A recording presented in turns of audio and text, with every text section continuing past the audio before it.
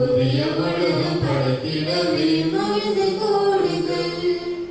இறைவன் அரசு வளர்ந்திடவே இறை வார்த்தை வழங்கிடவே, இறைவன் அரசு வளர்ந்திடவே இறை வார்த்தை வழங்கிடவே, இனிதே இனிதே வென்றிடுவோம். இறைவன் நம்மை அழைக்கின்றாரே, விரைந்து வாருங்கள். புதிய உலகம் படைத்திடவே மகிழ்ந்து கூடுங்கள். தந்தை மகன் தூய ஆவியின் பெயராலே நம் ஆண்டவராகிய இயேசு கிறிஸ்துவின் அருளும் கடவுளின் அன்பும் தூய ஆவியின் தோழமையும் உங்கள் அனைவரோடும் இருப்பதாக.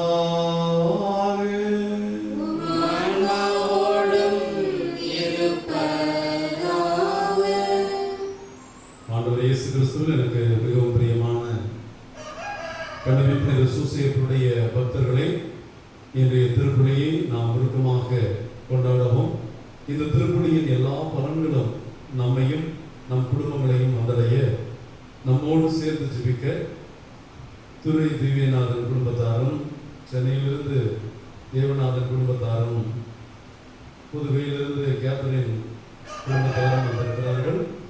அரிமளம் பங்கு மக்களோடு சேர்ந்து இந்த திருப்பலியை ஒப்புக் கொடுக்கிறோம். ஆகவே இந்த நாள் முழுவதையும் இறைவன் ஆசீர்வதிக்கிறவர்.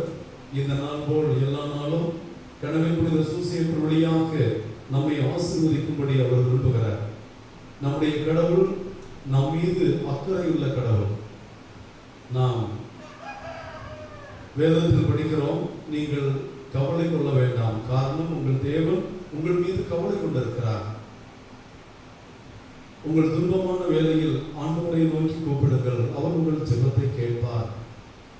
சங்கீதம் 92:8 வசனத்திலிருந்து பார்க்கிறோம், என்னையே நீ நம்பி இருப்பதனால் நான் உன்னை தப்புவிப்பேன், என்னை நோக்கி கூப்பிடு, நான் உன் ஜெபத்தை கேட்பேன் என்று சொல்கிறார்.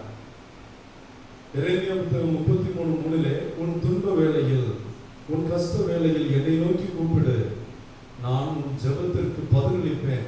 நீ இதுவரை கண்டிராத விதத்தில், புதுமையான மகிமையான விதத்தில், ஆச்சரியப்படும் விதத்தில் உன்னை ஆசீர்வதிப்பேன் என்கிறார். வாக்குமாறாத கடவுளுடைய வார்த்தைகளில் நம்பிக்கையுள்ளவர்களாய் இந்த திருப்பலியில் தகுந்த முறையில் பங்கெடுப்போம். தனது சீடர்களை அனுப்பும் போது இயேசு ஆண்டவர் நோய்களை நீக்கவும், பேய்களை ஓட்டவும், பிணியாளர்களை குணப்படுத்தவும், உடவர்களை எழுந்து நடக்க செய்யவும் அவர்களுக்கு அதிகாரம் கொடுத்தார். அதே இயேசுவின் அதிகாரத்தோடு இந்த பீடத்திலிருந்து வல்லமையான நம்முடைய இயேசு ஆண்டவருடைய கல்வாரி கொலையை தந்தையாகிய கடவுளுக்கு ஒப்புக் கொடுக்கிறோம்.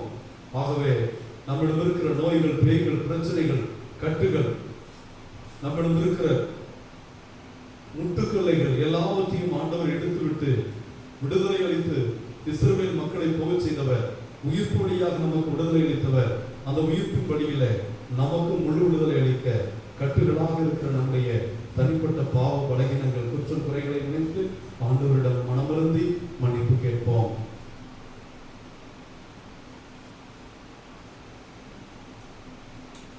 எல்லாம் உள்ள இறைவனிடமும்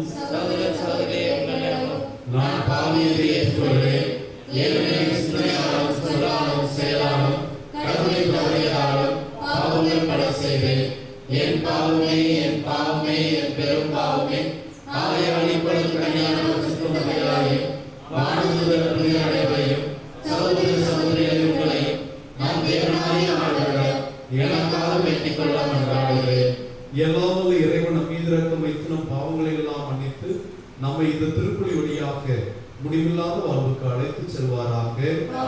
ஆண்டவரே இரக்கமாயிரும், ஆண்டவரே இரக்கமாயிரும், கிறிஸ்துவே இரக்கமாயிரும், கிறிஸ்துவே இரக்கமாயிரும், ஆண்டவரே இரக்கமாயிரும், ஆண்டவரே இரக்கமாயிரும். ஜெபிப்போமாக. பேரிரக்கமுள்ள இறைவா, வழிதவறி நடப்போரை நன்னெறிக்கு திரும்பி வர அவர்களுக்கு உமது உண்மையின் வழியை காட்டுகின்றீர். மீட்பின் மறைபொருளின் தொடக்கமாகிய இயேசுவுக்கு தங்களையே கையளித்து பணிபுரிய என் பாதுகாவலர் கணவன் புனித சூசையப்பரை நீர் தேர்ந்து கொண்டீர். அவரும் உம்முடைய திட்டப்படி உமக்கும் உம்முடைய திருமகனுக்கும் திருமகனின் தேவதாய்க்கும் பணியாற்ற முன் வந்து செயல்பட்டது போல் நாங்களும் உமக்கும் திருச்சபைக்கும் எங்களிடம் உதவி கேட்டு வரும் எல்லா மக்களுக்கும் பணியாற்றும் மக்களாக வாழ அருள்வீராக. உம்மோடு பரிசுத்த ஆவியின் ஐக்கியத்தில் இறைவனாய் என்றென்றும் வாழ்ந்து ஆட்சி செய்கின்ற எங்கள் ஆண்டவரும் திருமகனுமாகிய இயேசு கிறிஸ்து வழியாக உம்மை மன்றாடுகிறோம்.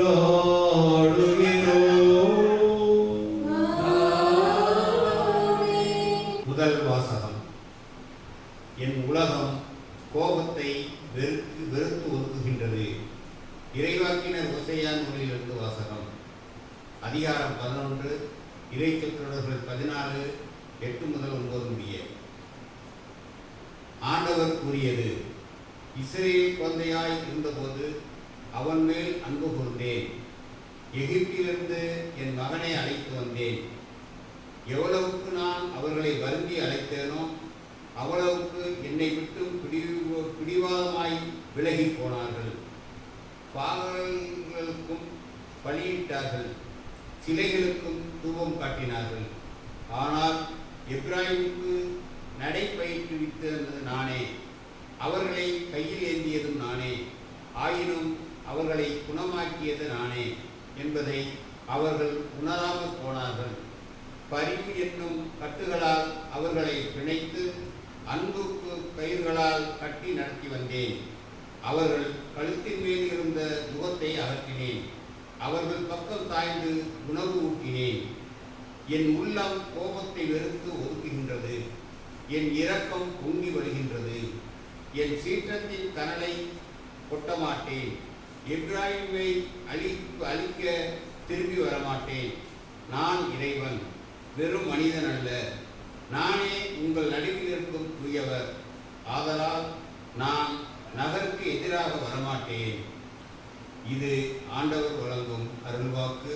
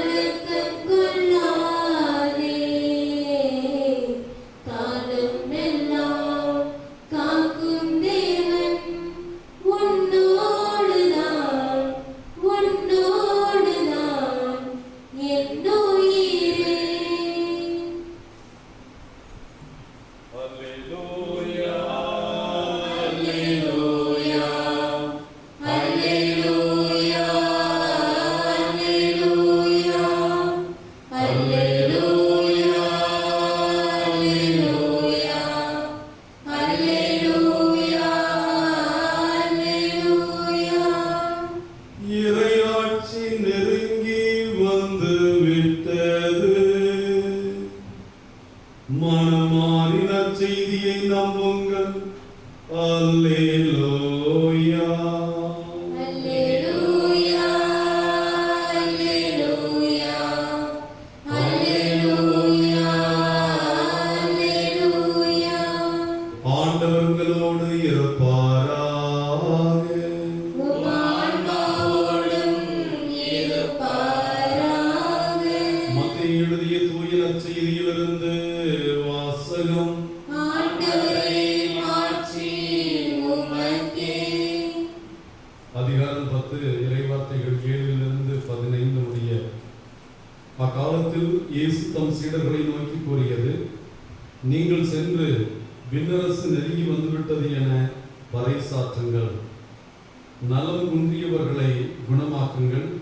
இறந்தோரை உயிர் பெற்றச் செய்யுங்கள். தொழுநோயாளரை நலமாக்குங்கள். பேய்களை ஓட்டுங்கள். கொடையாய் பெற்றீர்கள், கொடையாகவே வழங்குங்கள்.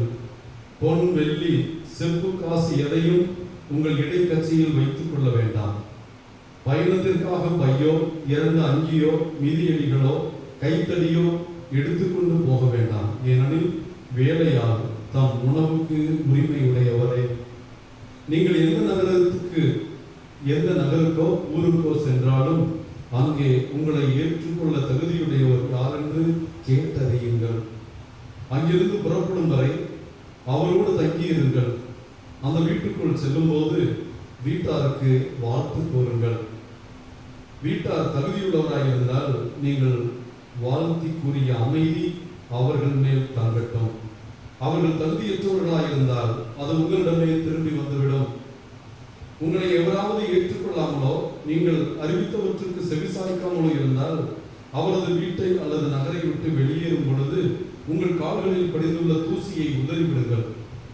தீர்ப்பு நாளில் சொதோம் கொமரா பகுதிகளுக்கு கிடைக்கும் தண்டனையை விட அந்த நகருக்கு கிடைக்கும் தண்டனை கடினமாகவே இருக்கும் என நான் உறுதியாக உங்களுக்கு சொல்லுகிறேன் என்றார். இது ஆண்டவரின் அருள்வாக்கு. கிறிஸ்துவே, உமக்கு புகழ். ஆண்டவர் இயேசுவுக்குள் எனக்கு மிகவும் பிரியமான சகோதர சகோதரிகளே, கனவின் புனித சூசியப்பருடைய அன்பு பக்தர்களே, இன்றைய நற்செய்தி மற்றும் முதல் வாசகத்தின் ஒளியின் பின்னணியில் நாம் இன்றைய தேவ செய்தியை அறிய முற்படுவோம். நற்செய்தி அல்லது தேவ செய்தி, குட் நியூஸ், எவங்கெலியும் என்றெல்லாம் சொல்வதனுடைய அர்த்தம் என்ன என்று நாம் புரிந்து கொள்ள வேண்டும்.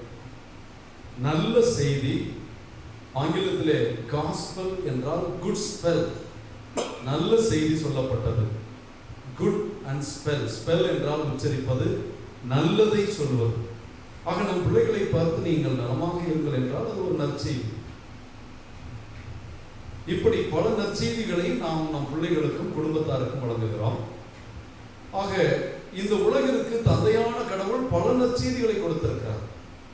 ஆனால் இயேசுதான் தந்தை கடவுள் உலகிற்கு கொடுத்த பெரிய நற்செய்தி, சிறந்த நற்செய்தி. ஆகவேதான் இயேசுவின் பிறப்பின் போது வானதூதர் மக்களுக்கெல்லாம் மாபெரும் மகிழ்ச்சியூட்டும் நற்செய்தியை நான் உங்களுக்கு சொல்லுகிறேன், உங்களுக்காக மெசியா பிறந்திருக்கிறார். ஆக இயேசுதான் நற்செய்தி.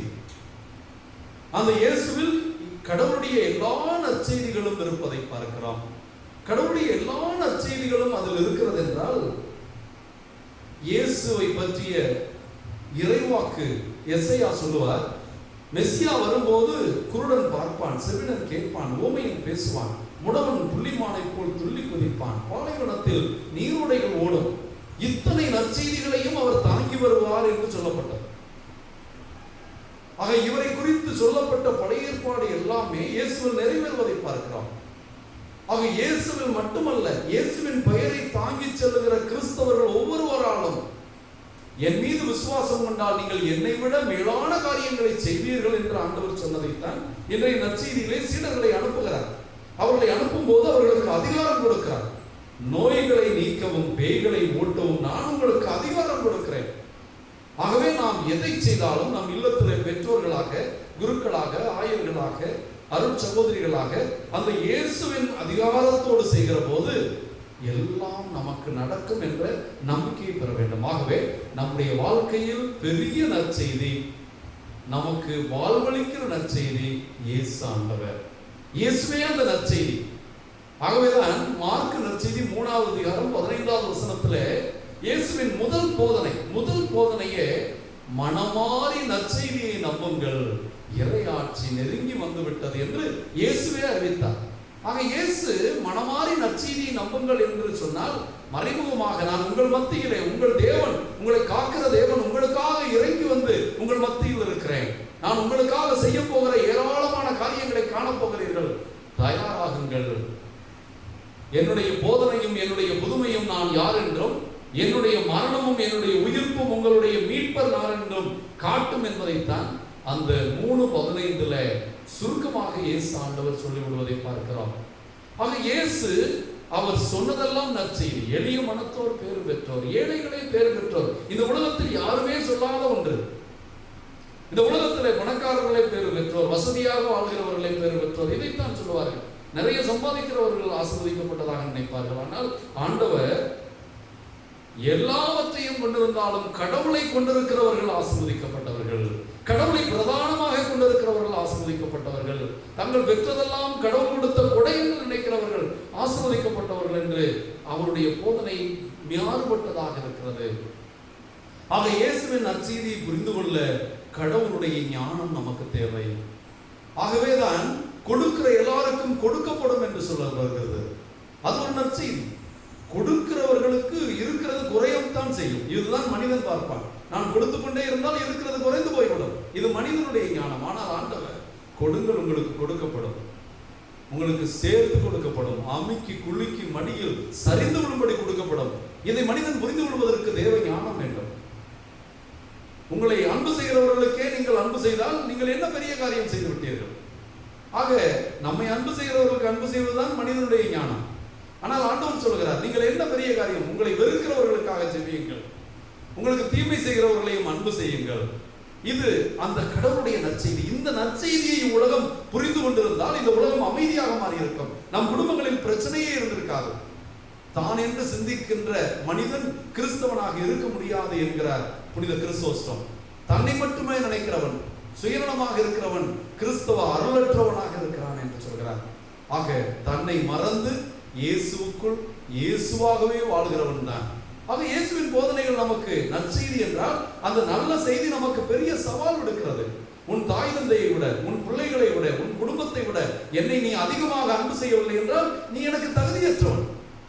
மிகவும் கடினமாக இருக்கிறது. ஆனால் ஆண்டவர் இந்த சாத்தியமாவதற்கான வழியை சொல்லுகிறார்.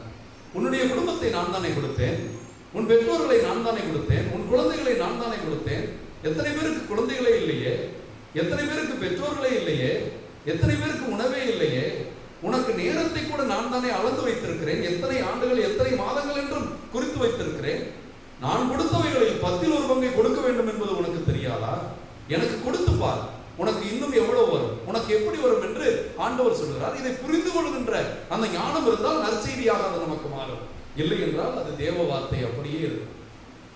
அதை நற்செய்தியாக ஏற்று அதை வாழ்ந்து அதை அறிவிக்கிறவர்களுக்கு தான் அது நிறைய பலனளிக்கிறது. காரணம், நாம் எபிரேயர்கள் திரும்பவும் தேவ வார்த்தையினுடைய வல்லமையை பார்க்கிறோம். ஆண்டவருடைய வார்த்தை வல்லமை மிக்கது, இருபக்கமும் கருக்கு வாய்ந்த, எந்த வாளினும் கூர்மையானது, மூச்சு மூளை வரை எட்டுகிறது, உள்ளத்தின் எண்ணங்களை சீர்தூக்கி பார்க்க செய்கிறது, எலும்பும் மஞ்சுக்குள் கூட செல்கிறது என்று சொல்கிறார். அவ்வளவு வல்லமையுள்ள வார்த்தை. ஒரு வார்த்தையினால் இறைவன் இறந்து போனவனை எழச் செய்தார். இந்த உலகத்தை படைத்தார். ஒளி உண்டாக என்றால் ஒளி வந்தது. அந்த ஆண்டவர் மீது நம்பிக்கை நமக்கு இருந்தால், ஒரு வார்த்தையில் உலகை படைக்க முடிந்தவர். அவர் விரும்பினார், அவர் ஒரு வார்த்தை சொன்னால் நம் நிலைமை தலைகளாக மாறும். நம்மை மாற்றக்கூடியவர். எல்லா அதிகாரமும் எல்லா வல்லமையும் அவருக்கு வழங்கப்பட்டிருக்கிறது என்று புனித பவுலடியார் சொல்கிறார். விண்ணிலும் மண்ணிலும் எல்லா அதிகாரமும் அவருக்கு வழங்கப்பட்டிருக்கிறது.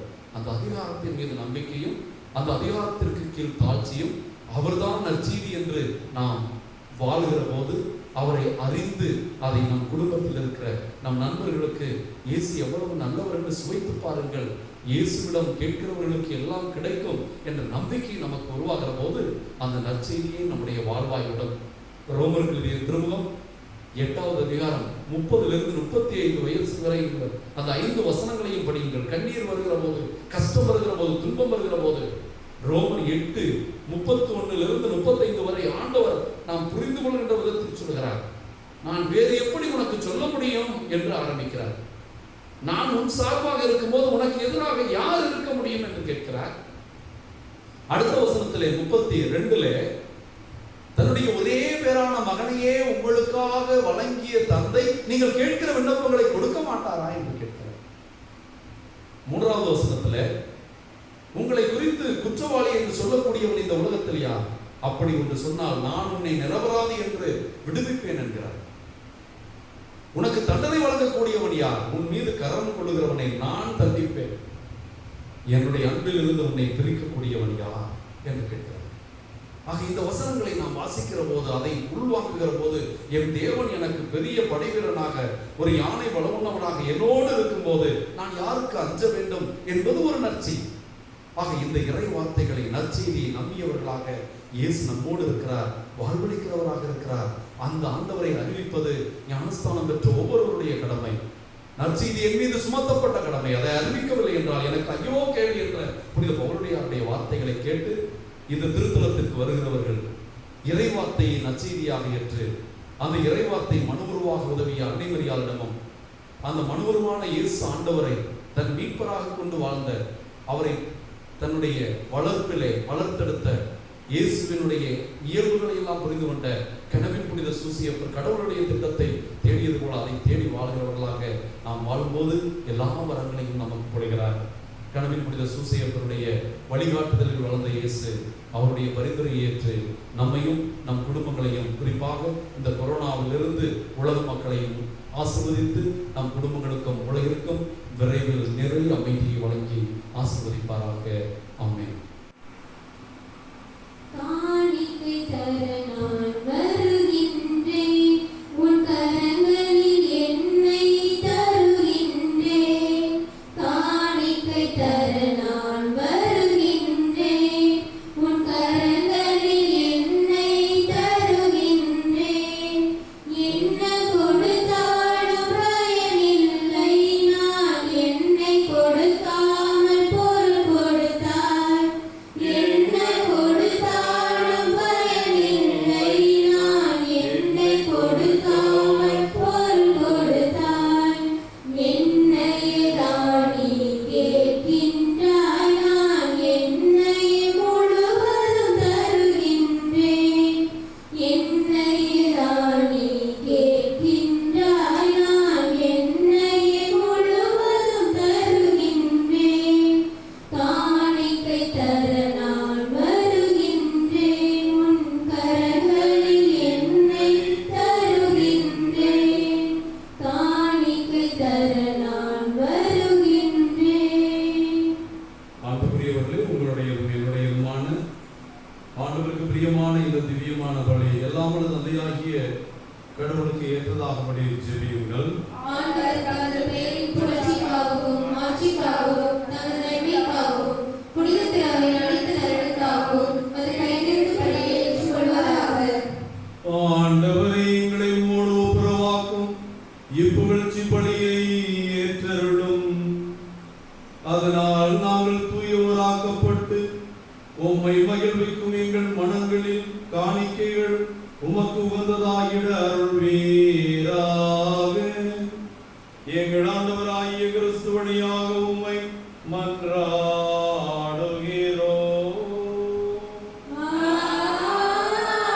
ஆமென். ஆண்டவர் உங்களோடு இருப்பாராக. உம் ஆன்மாவோடும் இருப்பாராக. இதயங்களை மேலே எழுப்புங்கள். ஆண்டவரிடம் எழுப்பியுள்ளோம்.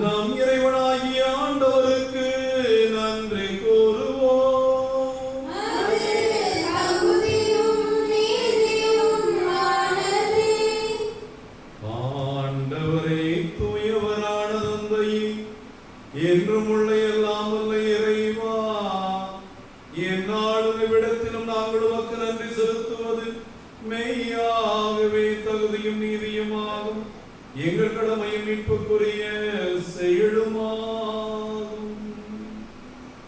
நாங்கள் வாழ்வதும் இயங்குவதும் இருப்பதும் உம்மிலேதான். இந்த உடலோடு வாழ்கையில் உமது பரிவிரக்கத்தின் பயன்களை மட்டுமே நாங்கள் நாள்தோறும் அனுபவிப்பதோடன்றி இப்பொழுதே நிலைவாழ்வின் பிணையையும் கொண்டுள்ளோம். ஏனெனில் உம் ஆவியாரின் முதற்கனிகளை பெற்றுள்ள நாங்கள் பாஸ்கா மறை நிகழ்வின் பயன் எங்களுக்கு என்றும் உண்டு என நம்புகின்றோம். அந்த ஆவியார் வழியாகவே நீர் இயேசுவை சாவினின்று உயிர்த்தெழச் செய்தீர். ஆகவே நாங்கள் வானதூதர் அனைவரோடும் சேர்ந்து உம்மை புகழ்ந்து போற்றி அக்களித்து கொண்டாடி ஆர்ப்பரித்து பாடுவதாவது: தூயவர் தூயவர் தூயவர் வான்படைகளின் கடவுளாம் ஆண்டவர். விண்ணகமும் மண்ணகமும் உமது மாட்சியால் நிறைந்துள்ளன. உன்னதங்களிலே ஓசானா, உன்னதங்களிலே ஓசானா. ஆண்டவர் பெயரால் வருகிறவர் ஆசி பெற்றவர். உன்னதங்களிலே ஓசானா, உன்னதங்களிலே ஓசானா.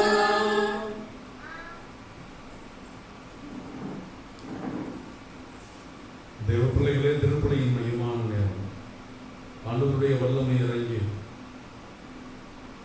அன்றாட அதிசயமாக இந்த திருப்பலியில் இந்த அப்பத்தையும் ரசத்தையும் தேவனுடைய திருவிழாகவும் திருரத்தமாகவும் மாற்றும் நேரம். இந்த தெய்வீக அனுபவத்தை பெற ஆழமான விசுவாசத்தோடு பகிரப்போம். ஆண்டவரே, நீர் மெய்யாகவே தூயவர், தூய்மை அனைத்துக்கும் ஊற்று. ஆகவே உடைய பரிசுத்த ஆவியை பொழிந்து காணிக்கைகளை புனிதமாக்க வேண்டும் என மன்றாடுகிறோம். இவ்வாறு எங்கள் ஆண்டவர் இயேசு கிறிஸ்துவின் உடலும் இரத்தமும் ஆகியவை எங்களுக்கு மாறுவதாக. அவர் பாடுபட உளங்கணிந்து தம்மை கையளித்த போது அப்பத்தை எடுத்து நன்றி செலுத்தி அதை பிட்டு தம் சீடர்களுக்கு அளித்து கூறியதாவது: அனைவரும் இதிலிருந்து பெற்று உண்ணுங்கள், ஏனெனில் இது உங்களுக்காக கையளிக்கப்படும் என் உடல்.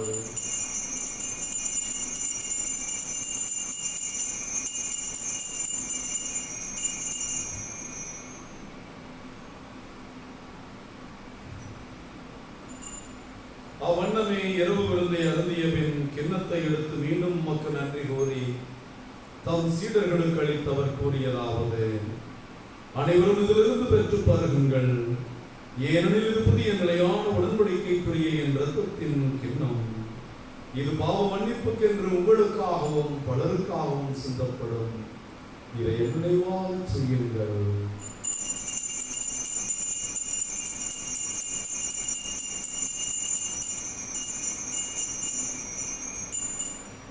இறை நம்பிக்கையின் மறைபொருள்.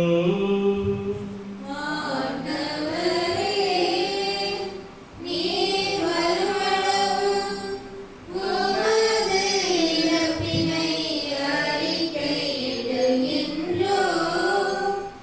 உமது உயிர்ப்பையும் எடுத்துரைக்கின்றோம். ஆகவே ஆண்டவரை, நாங்கள் கிறிஸ்துவின் இறப்பை உயிர்ப்பை நினைவு கூர்ந்து வாழ்வதற்கு அப்பத்தையும் மீட்பளிக்கும் கிண்ணத்தையும் ஒப்புக் கொடுக்கிறோம். உம் திருமணம் என்று உமக்கு ஊழியம் புரிய தகுந்தவர்கள் எங்களை ஏற்றுக்கொண்டே, எனவே உமக்கு நன்றி செலுத்துகிறோம். மேலும் கிறிஸ்துவின் உடலின் இரத்தத்தில் உமக்கு வாழும் எங்களை தூய ஆவியார் ஒன்று சேர்க்க வேண்டும் நம்மை தாழ்மையுடன் மன்றாடுகிறோம். உலகமெல்லாம் பிறந்து கிடக்கிறோம் திருச்சபைக்காக ஜெபிக்கிறோம். எங்கள் பரிசுத்த திருத்தந்தை பாப்பரசர் பிரான்சிஸ், எங்கள் ஆயர் தேவதாஸ் அம்ப்ரோஸ், எல்லா திருநிலையினரையும் ஆண்டவரே, இந்த தெய்வீக பள்ளியில் இப்பள்ளியை நான் யாருக்காக ஒப்புக் கொடுக்கிறேனோ இந்த திருப்பலியின் கருத்துக்களையும் நேர் ஏற்று ஆசிர்வதியும். எப்பங்கு மக்களையும் இப்பங்கின் கருத்துக்களையும் கொரோனா நோயாளிகளையும் பாதிக்கப்பட்டிருக்கிற எல்லா மக்களையும் பயத்திலும் அச்சத்திலும் வாடுகிற எல்லாரையும் உம்முடைய பரிவிரக்கத்திலும் பேரன்பிலும் அன்பின் நிறைவை அடைய செய்திருளும்.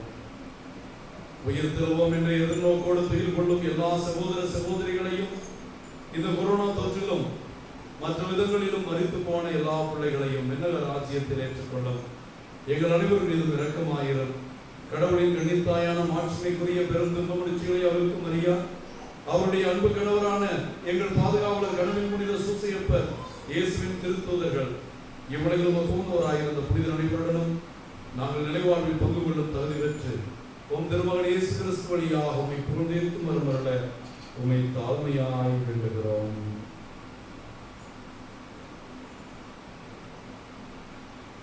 இவர் வழியாக இவரோடு இவர் எல்லாம் வல்ல இறைவனாகிய தந்தையே தூயாவின் ஒன்றிற்கும் எல்லா புகழும் மாட்சியும் என்றென்றும் உமக்கு உரியதே.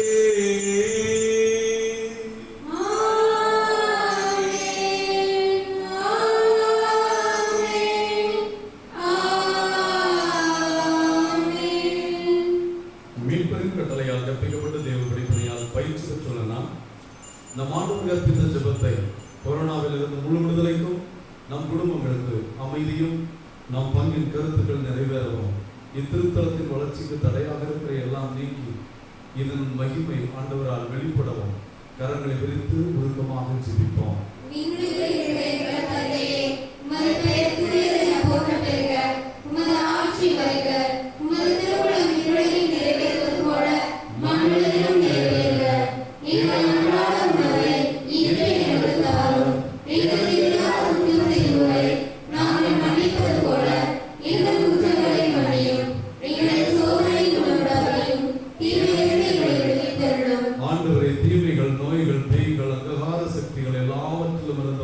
எங்களுக்கு விடுதலை அளித்து உம்முடைய கிருபையின் கொடையான அமைதியை எங்களுக்கு கொடையாக தாரும்.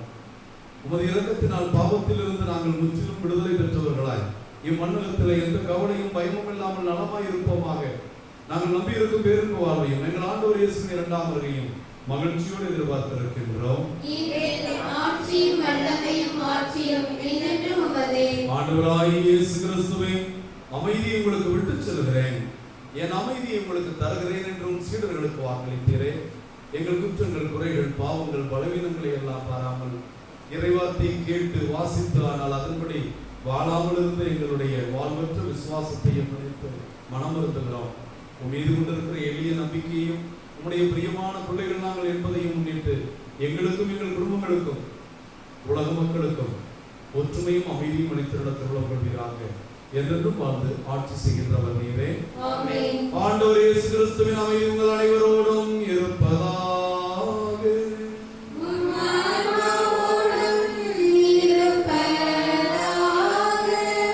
தேவ பிள்ளைகளை நாம் நம் ஆண்டவரிடமிருந்து பெற்றுக்கொண்ட அமைதியை ஒருவருக்கொருவர் மகிழ்ச்சியோடு பகிர்ந்து கொள்வோம். அமைதி. உலகின் பாவங்களை போக்கும் இறைவனின் செம்மறியே, எங்கள் மேல் இரக்கமாயிரும். உலகின் பாவங்களை போக்கும் இறைவனின் செம்மறியே, எங்கள் மேல் இரக்கமாயிரும். உலகின் பாவங்களை போக்கும் இறைவனின் செம்மறியே, எங்களுக்கு அமைதி அளித்தருளும். இதோ இறைவனின் செம்மறி, இது உலகின் பாவங்களை போக்குகிற நம் ஆண்டவர். எங்கள் ஆண்டவருடைய கல்வாரி பலியின் வழியாகவே நாம் ரட்சிக்கப்பட்டோம். இவர் வழியாகவே நமக்கு மீட்பு உறுதி செய்யப்பட்டிருக்கிறது. அவர் நமக்காக பெற்று தந்த மீட்பை நாம் சொந்தமாக்கிக் கொள்ள அவர் நமக்கு கொடுத்திருக்கிற தேவ அருளை வீணாக்காமல் இருக்க வேண்டும் என்று நாம் அழைக்கப்படுகிறோம். அருளிலே நிலைத்திருக்க, ஆண்டவருடைய அருளை மேலும் பெற்றுக்கொள்ள நமக்கு காரணமாக இருக்கிற இந்த திவ்ய நற்கருணை விருந்தில் கலந்து கொள்கிற நாம் அனைவரும் பேர் பெற்றோம்.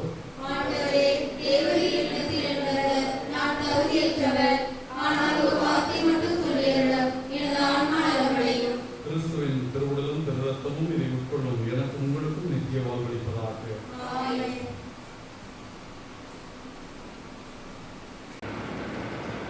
அன்புக்குரிய தேவ பிள்ளைகளே, கடவுளின் புனித சூசையப்பர் திருத்தலத்தில் நாம் கட்டிக் கொண்டிருக்கிற புதிய ஆலயத்திற்கான ஜெபத்தை அனைவரும் சேர்ந்து ஜெபிப்போம்.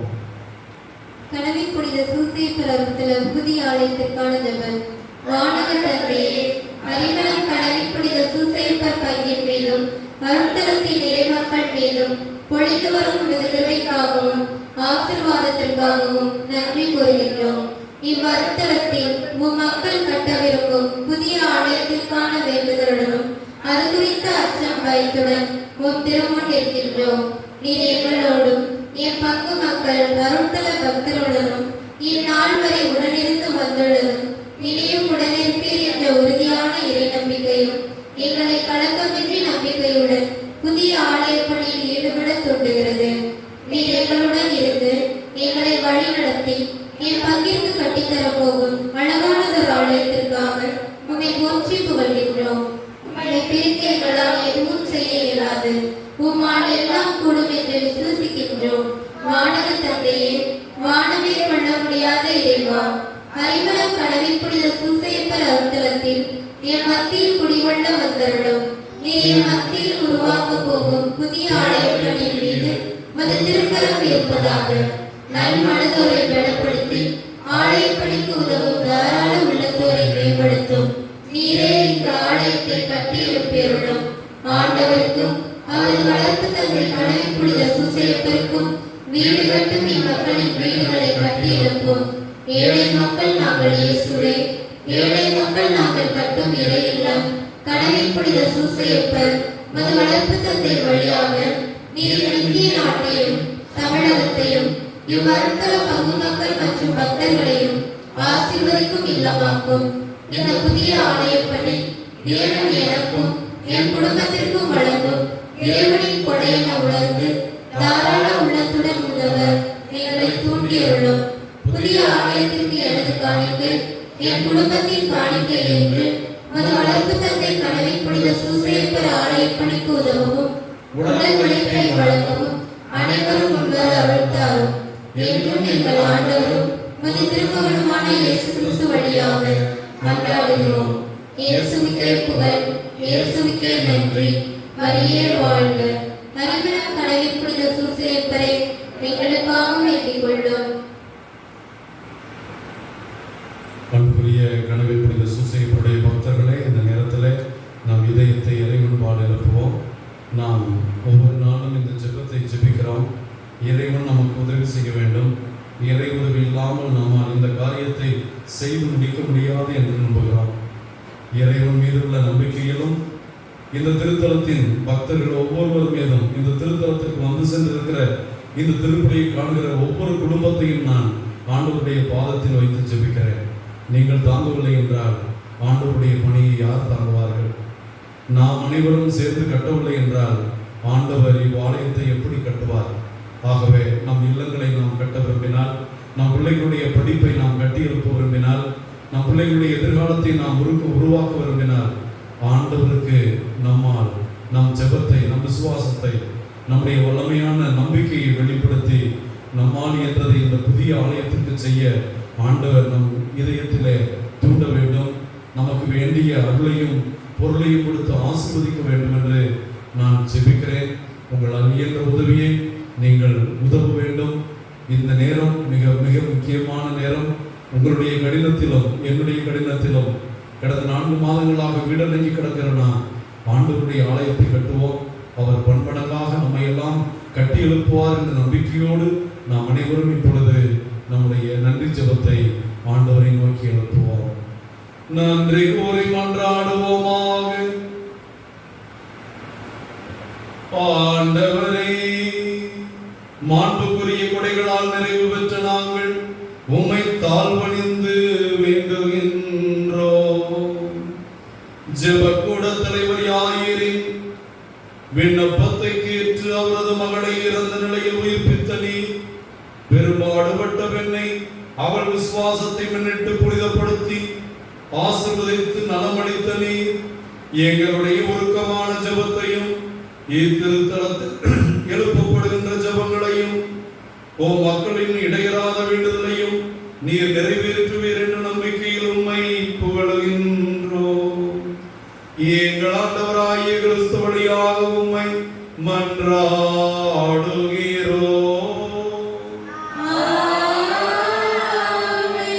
ஆண்டவர் உங்களோடு இருப்பாராக. உம் ஆன்மாவோடும் இருக்கட்டும்.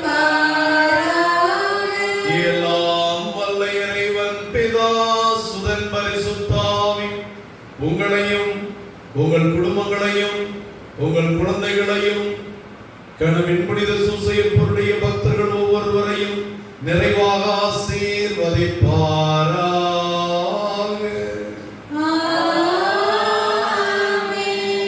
நம்முடைய ஆழமான விசுவாசம் நம் ஜெபமும் ஒன்றிற்கும் ஆண்டவரிடமிருந்து பதில் கிடைக்கும் என்ற நம்பிக்கையில் சென்று வாழுங்கள். திருப்பணி நிறைவேறிற்று.